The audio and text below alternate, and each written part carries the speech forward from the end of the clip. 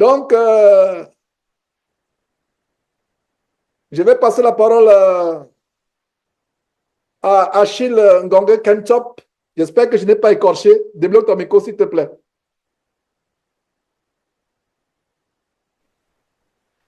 Alors bonjour, bien bonsoir à tous dans le nom puissant de notre merveilleux et précieux Seigneur Jésus-Christ. Donc que Dieu soit loué. C'est tout simplement, j'ai tout simplement quelques paroles d'encouragement pour nous tous par rapport aux épreuves, par rapport à tout ce que Dieu fait pour nous. Et le texte c'est dans Osée chapitre 2, Osée chapitre 2, autant pour moi, verset 16. C'est juste un verset. Et Osée 2, verset 16.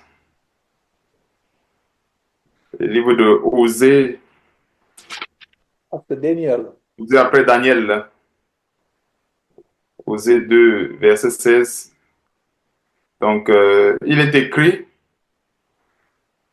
c'est pourquoi voici, je veux l'attirer et la conduire au désert et je parlerai à son cœur. Et si c'est l'Église, c'est le chrétien, c'est celui à qui Dieu veut parler. Parce que des fois, il y a des épreuves qui nous arrivent, des situations qui nous arrivent, c'est parce que Dieu veut nous parler. Et si nous ne sommes pas dans ce cadre précis, Dieu ne pourra pas nous parler. Et moi aussi également, je me rappelle quand j'étais dans le monde sans Christ. C'est clair que vivant dans une vie de débauche, ne manquant presque de rien, Dieu ne peut pas nous parler dans dans cette situation-là. Des fois, Dieu, quand il nous dépouille de certaines choses, c'est parce que c'est qu'on sera plus attentif. Parce que des fois, quand une personne a tout à sa portée, il trouve que non, Dieu ne le sait à rien. Et Dieu, des fois, il permet qu'il y ait des situations qui arrivent dans la vie d'une personne parce que justement, il veut parler à cette personne. Et pour la plupart d'entre nous, nous avons vécu des situations pareilles. Moi aussi également, j'ai vécu des situations comme cela. J'ai très souvent témoigné, je ne sais pas si c'est devant vous, que si ma vie allait tellement bien comme les autres dans le monde, je ne serais pas chrétien aujourd'hui. C'est sûr et certain. Je le confesse publiquement, je ne serais pas chrétien. J'étais le genre, j'explorais toutes les voies possibles sauf la voie de Dieu. Et Dieu aussi également, quelque part, a permis que je rencontre des difficultés. Notamment, je n'avais pas de paix. C'est vrai, je travaillais, je n'avais pas de paix en fait. C'est-à-dire que je recherchais toujours quelque chose. Et quand j'ai véritablement trouvé le Seigneur, j'ai reçu cette paix-là que je cherchais dans les amitiés, à tort et à travers, dans l'alcool, dans tout genre de débauches. En fait, je recherchais cette paix-là qui existait. En fait, cette paix était uniquement en Jésus-Christ. Donc, il n'a donc plus à Dieu de me conduire dans le désert, comme le dit Osée, chapitre 2, verset 16. Et déjà, il faut noter que le peuple d'Israël ici était dans une situation de désobéissance. Ils avaient péché contre Dieu. Et Dieu avait promis de les châtier pour leur péché. Et comme notre Dieu est tellement bon, le châtiment de Dieu, c'est une forme de toilette. C'est-à-dire que c'est Dieu qui lave. Et des fois, en fait, des chrétiens qui sont très souvent, je vais dire, mal affermis ou mal enseignés, peuvent mal prendre le châtiment de Dieu. Le châtiment de Dieu, c'est pour nous laver. Notre Dieu, il est saint et il est juste. Et en tant que juste, en tant que juge, autant pour moi, ça veut dire que notre Dieu, quand il faut utiliser le bâton ou la verge, il utilise la verge. Mais la verge de Dieu, quelque part, c'est pour nous amener plus tard à la repentance. Parce que quand on voit dans Osée chapitre 2 ici, avant d'arriver au verset 16, Dieu promet le châtiment, comme on peut lire au verset 15. Je la châtierai pour les jours où elle encensait les Baals, où elle se parait des anneaux et de ses colliers, allait après ses amants et m'oubliait, dit l'Éternel. Nous tous, on est passés par là. Et quand on était dans le monde, on commettait tout genre de péchés. Il a plu à Dieu à un moment donné de nous châtier. Et en nous châtiant, Dieu a permis qu'on perde certaines choses. Des fois, on s'attachait à certaines choses, on a perdu cela. C'était le plan de Dieu, le plan de la repentance pour Dieu qui était en marche pour nos vies. C'est-à-dire que le plan de la repentance en général pour Dieu, c'est de nous déposséder tout ce qui nous éloignait de lui. Parce que des fois, Dieu fait toujours ça, en général. Parce que Dieu sait que le travail, la maison, la femme, la famille nous éloignent de lui. Alors Dieu va enlever toutes ces choses afin qu'on puisse véritablement le chercher. Et l'autre détail dans cette exhortation, c'est que le désert, c'est l'endroit idéal où Dieu parle. L'endroit idéal. Hormis ce contexte, il y a aussi également dans Luc chapitre 5, verset 16, on voit comment Jésus-Christ priait et il se retirait dans les déserts. Et c'est dans cet endroit précis que notre Seigneur Jésus-Christ s'efforçait à non seulement communiquer avec son Père Céleste, qui est notre Dieu, mais il s'efforçait aussi également à garder la communion avec Dieu dans le désert. Donc c'est vraiment un lieu qui est très important. Puisse Dieu nous donner la sagesse pour comprendre cela et demeurer dans sa parole. Parce que des fois, il y a des situations qui arrivent. Quand Dieu nous conduit dans le désert, on peut penser que non, Dieu nous a abandonnés. Non, Dieu ne nous a pas abandonnés. Le désert, en fait, c'est un signe où, en fait, pour nous, nous devons prendre cela comme cet endroit-là où Dieu, en fait, veut qu'on soit réconcilié avec lui. Qu'on reprenne vraiment les choses. En fait, qu'on revienne, entre guillemets, au premier amour.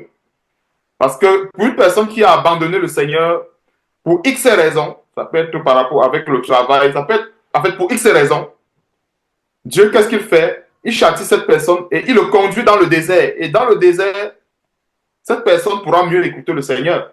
Parce que dans le désert, il n'y a pas de distraction.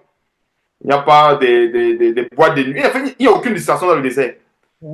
C'est clair que dans le désert, on est mieux disposé à écouter la voix du Seigneur. Donc, en fait, que Dieu nous donne de comprendre en profondeur ces détails. Et c'est comme ça que Dieu, en fait, nous conduit dans sa parole. C'est pour ça que tant que nous vivons, mais tant que nous respirons du souffle de vie que Dieu nous donne chaque jour, efforçons-nous de garder cette parole, de demeurer dans ce désert, ou un peu dans ce désert. Quand on parle de désert, ce n'est pas forcément le lieu du manque, ce n'est pas forcément le lieu qui est, où il n'y a rien. Parce que si on regarde le Seigneur Jésus-Christ, dans Luc chapitre 5, au verset 16, c'est un lieu qui est pur. C'est un milieu pur, autant pour moi. Un milieu pur, autant pour moi. Luc chapitre 5, verset 16, c'est ici que je termine.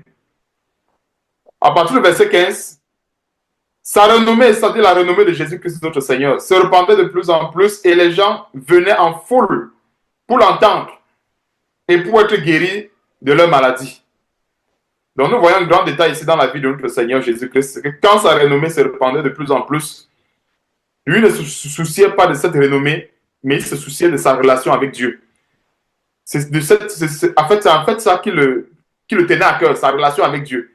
Donc pendant que sa renommée grandissait, lui, qu'est-ce qu'il faisait? Verset 16. Et lui, il se retirait dans les déserts et priait. Si on regarde le contexte actuel, où plusieurs coups après les titres, plusieurs coups après la gloire, plusieurs coups après la vaine gloriole, le Seigneur Jésus-Christ, qu'est-ce qu'il faisait? Il se retirait plutôt dans les déserts. Parce qu'il savait que c'est dans ce milieu où Dieu réside.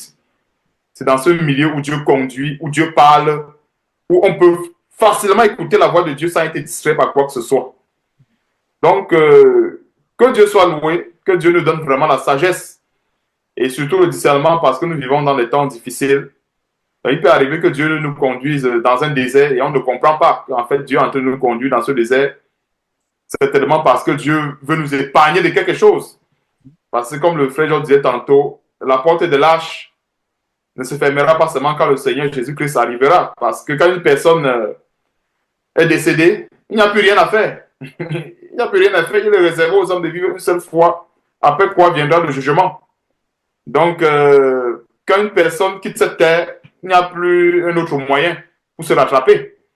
Donc, pour cette personne, la porte de l'arche, autant pour moi, s'est fermée avant même que le jugement du Seigneur n'arrive. Donc, il est important pour nous que vraiment nous gardons ces paroles et qu'on demeure. On demeure dans ces milieux-là où Dieu parle et non dans des milieux où Dieu n'y est pas. Parce que nous savons que Dieu n'y est pas. C'est pour ça que même la Bible dit dans Amos, la Bible dit quoi dans Amos? Je crois Amos 5, verset 23, je méprise vos fêtes. Parce que dans le monde aujourd'hui, il y a une fausse paix que le monde a conçue aujourd'hui, c'est-à-dire la paix qu'on a on est toujours là dans les fêtes, les maisons de joie et autres, au lieu de rechercher la vraie paix dans le silence, dans l'intimité avec Dieu. Et le Seigneur Jésus-Christ l'avait très bien compris. La plupart des serviteurs de Dieu, même Jean-Baptiste, c'était dans le désert qu'il recevait beaucoup de révélations. C'était également dans le désert qu'il bâtissait la parfaite communion avec Dieu. Donc, que Dieu soit loué, que Dieu soit loué. Bon, voilà ce que Dieu a mis dans mon cœur, qu'on puisse partager ce jour et que toute la gloire revienne à Dieu et à notre Seigneur Sauveur Jésus-Christ. Amen. Amen, amen. Dieu soit loué pour cette exhortation tellement poignante. Tellement poignante. Une exhortation peut être poignante, même si c'est en quelques minutes, même si c'est 2 ou 3 minutes. C'est tellement profond. Et en passant, j'anticipe vraiment la joie de te rencontrer, Achille. C'est incroyable. C'est comme si j'étais toujours vu physiquement. Pour moi, j'ai l'impression qu'on s'est toujours vu physiquement. Et c'est un témoignage de comment le Saint-Esprit, nous les enfants de Dieu, on peut être des pays différents. C'est-à-dire que si quelqu'un me dit, est-ce que tu as déjà rencontré Achille physiquement un jour, sans réfléchir, je vais dire oui, je l'ai déjà rencontré. Après, je vais dire, mais tiens, un instant. Mais en réalité, je ne l'ai jamais rencontré. Mais pour moi, la réponse est que je l'ai déjà rencontré. Donc, Achille,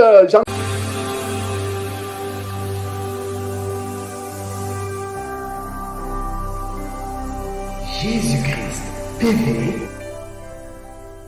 vous connaîtrez la vérité et la vérité vous affranchira.